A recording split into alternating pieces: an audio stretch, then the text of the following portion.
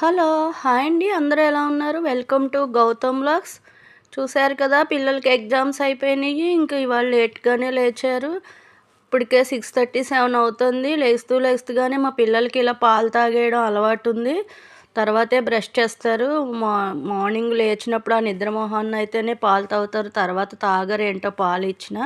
ఇంకా పిల్లలు పరోటా అడిగారని వాళ్ళ కోసం అయితే పిండినైతే కలిపి పెట్టుకున్నాను. ఇలా పొరలుగా చేస్తేనే కదా అవుతుంది. ఇంకా గ్యాస్ కౌంటర్ అయితే సరిగ్గా లేదు నీట్‌గాని. ఇలాగా ఈ పేపర్ ఉంటే పేపర్ ప్లేట్ ఉంటే ప్లేట్‌లో చేస్తున్నాను ఈ చపాతీ. పిండినైతే కాస్త ఆయిలు, కొంచెం ఉప్పు వేసి కలిపి పెట్టేసుకున్నాను. ఒక అరగంట నానబెట్టుకున్నాను. నానబెట్టుకున్న తర్వాత ఇలా పిండి ముద్దను ఇలా స్మూత్‌గా వచ్చాక చపాతీలాగా చేసి, ఇలా సన్నగా మడత పెట్టి, దాన్ని ఇలా పొడవుగా ఒక తాడులాగా చేసుకుని, ఇలా సాగదీస్తే తాడులా వస్తుంది కదా! మధ్యలో ఆయిల్ రాసిన మూల ఆ పొరలు ఉంటుంది. దాన్ని ఇలా ఒక ఏలు సహాయంతో రౌండ్‌గా చుట్టేసుకోవాలి. నాకు ఒక చేతిలో ఫోన్ ఉండడం వల్ల ఒక చేత్తో చుడుతున్నాను. ఇలా చుట్టేసుకుని అన్నీ అలా రౌండ్‌లుగా ముద్దలు పెట్టేసుకుంటే తర్వాత చపాతీ చేసేస్తే, దానిని మళ్ళీ చపాతీ చేస్తే దీని మీద వేసినప్పుడు ఆ లోపల ఆయిలు, ఆ మడిచిన పొరలుగా వచ్చి చాలా కొంచెం కాలిన తర్వాత ఆయిల్ వేసుకుంటూ కాల్చితే కనుక పొరలుగా మెత్తగా స్మూత్‌గా వస్తుంది. ఆ కాలిపోయిన చపాతీని ఒక్కసారి ఇలా ప్రెస్ చేస్తే కొంచెం అంటుకునున్న ఇలా గుల్లగా వచ్చేస్తుంది చపాతీ, ఈ పరోటా అంతా. చూడండి ఇలా అనగానే ఒకేసారి ఎన్ని పొరలు వచ్చిందో. హోటల్ స్టైల్ లాగా మెత్తగా నోట్లో వేసుకునే కరిగిపోగానే క్రిస్పీగా ఉంటుంది. అలా అయితే బాగుంటుంది. చూడండి ఇలా ఆలు కుర్మా చేసుకుని తింటుంటే కారం తక్కువ వేసి వండాను పిల్లలు తినరని. ఇంకా ఈ ఆలు కుర్మాతో ఈ పరోటా తింటుంటే భలే టేస్ట్గా ఉందండి. పిల్లలు అయితే ఇష్టంగా తిన్నారు. బాగుంది నానమ్మ అని చెప్తున్నారు. ఇంకా కూర ఆలు కుర్మా ఉడుకుతూనే కాస్త వేసి పెట్టేశాను, పిల్లలు ఆకలేసేస్తుంది అంటున్నారని. ఇది కాస్త దగ్గరగా ఎగరబెట్టుకుంటే కుర్మా తినడానికి ఇంకా మధ్యాహ్నం సాయంత్రం ఎప్పుడు కావాల్సిన పిల్లలు ఆలు వేసి తినడానికి బాగుంటుందని పక్కన పెట్టేశాను.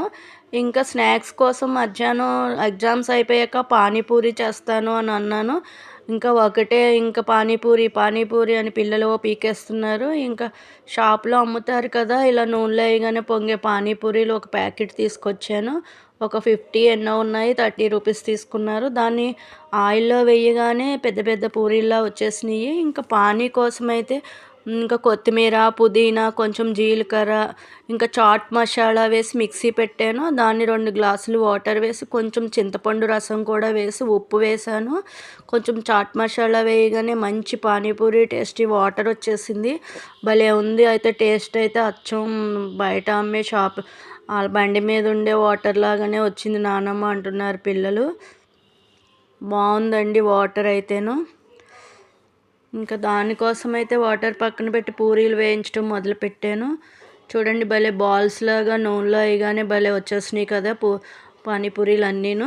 దీనికి ఇలా హోల్ పెట్టి ఉల్లిపాయలు వాటర్ ఇచ్చేస్తే పిల్లలు ఎంజాయ్ చేసుకుంటూ తిన్నారు. ఇంకా ఎప్పుడైనా ఇలా మనం వేగించుకుని ఇలా తినడమే బెస్ట్ కదండి. షాప్లో వాళ్ళు ఏం నీళ్ళు వేస్తారో తెలీదు, ఏం వాటర్కి ఏం కలుపుతారో తెలీదు, ఎంత ఆయిల్ మరగబెడతారో తెలీదు. ఇప్పుడు ఇలా అమ్మేసే అరేంజ్మెంట్ పానీపూరీల ప్యాకెట్లు అమ్ముతున్నాయి కాబట్టి మనమే ఇంట్లో ఇలా వేగించుకుంటే కొంచెమైనా హెల్తీగా ఉంటుంది. ఇంక మొత్తానికి పానీపూరి అయితే ఇలా వచ్చిందండి. ఒక్కొక్కరికి గిన్నెలో వేసి ఇచ్చేసాను. మనవాడికి ఉల్లిపాయలు వద్దన్నాడు.